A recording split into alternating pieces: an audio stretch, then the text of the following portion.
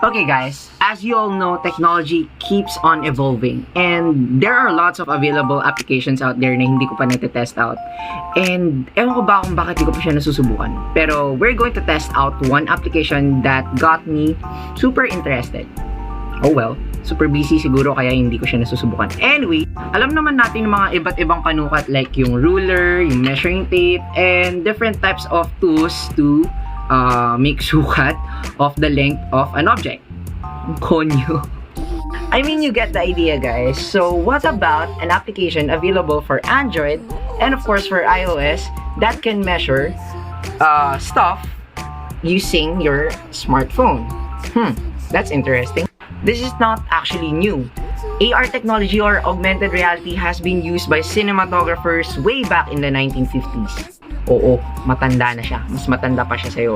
So, what we're going to do now is we are going to use this ruler into measuring this.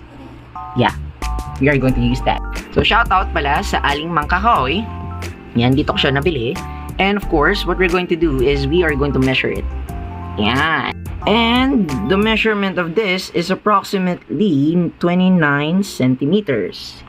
Yan, 29 centimeters yan. Now, we have an app called ARuler over here. And what we're going to do is use this app to measure this keyboard rest. All you need to do now is just point and measure it. And kung mapapansin nyo, nakalagay dito is 290 millimeters. And when converted to centimeters, it is 29 centimeters. So, how do I rate this application? Probably a 10 out of 10 because it's accurate, diba?